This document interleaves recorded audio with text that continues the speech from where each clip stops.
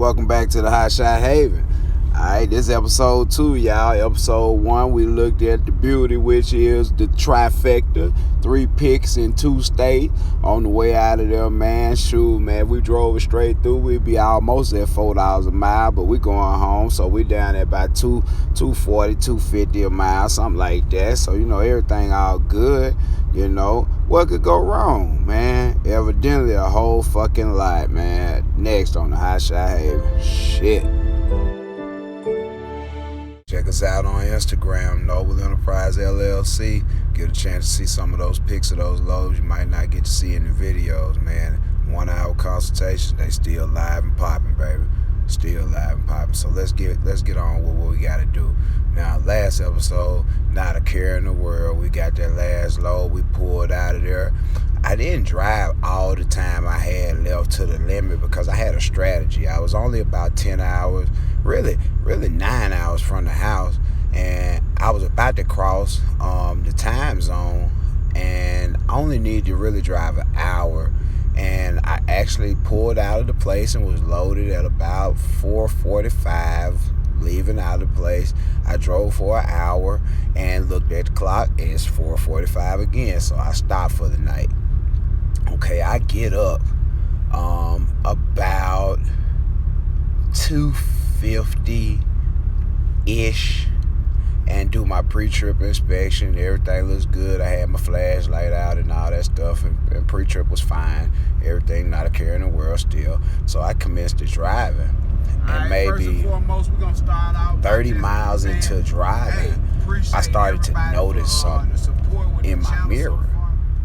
And I'm like, man, that kind of looks like a cloud of smoke trailing behind me a little bit. Every time I pass somebody and I see the headlights, it looks like a mist of water or either smoke is coming off one of those tires. Let me pull over. So I pull over immediately. Man, what going on? Bearing, you guys, the bearing. And I completely fault myself for it, not for the lack of maintenance, but if you remember on one of the live videos I did with one of my $40 consultation participants and recipients, I met up with him in Alabama and noticed that the dust cap was off of that particular axle. And what we did, I put a dust cap on it, and after I finished that live video, I proceeded to pump grease in it, pump a lot of the old grease out, wipe it off, and tend to it.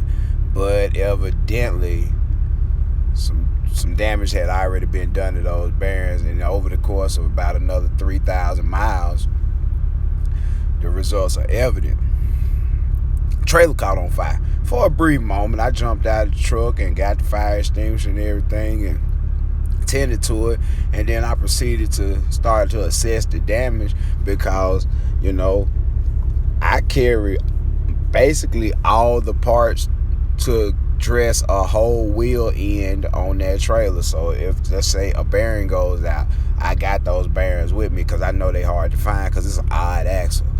Let's just say you got a brake problem. I got a complete brake assembly in the truck and an extra drum. It's not new, but it's a spare drum in case I need a drum. My breaker stud on the road. I don't have to go and take this off and pound studs in. I can take this off and slip another drum on. It's just stuff you do. But, it's just a moment in the video where I want to stop and say that it's a lot of people that make videos probably every month or two. They hit you with this crazy ass clickbait. They talking about, man, I quit Hotshot and I'm quitting. I'm done. It's over. Is this the end? Well, I'm going to let y'all know this ain't the end of shit. You just got to put your mind on what's going on and figure it out. Man, I'm so tired of hearing and seeing people talking about they finna quit and ain't lost no money, really ain't spent no money. Shit just ain't been going their way. I don't know if it feel like that the game owe them something or something, but they ain't hustling that hard and wonder why they can't get no money, and they always hollering about they want to quit. I'm in this shit waist deep. Ain't no 1 foot in and 1 foot out with me. So, we got to get to work. So that's what I did.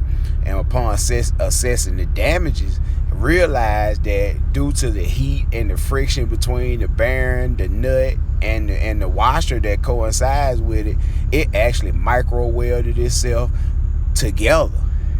So I was unable to get that nut out.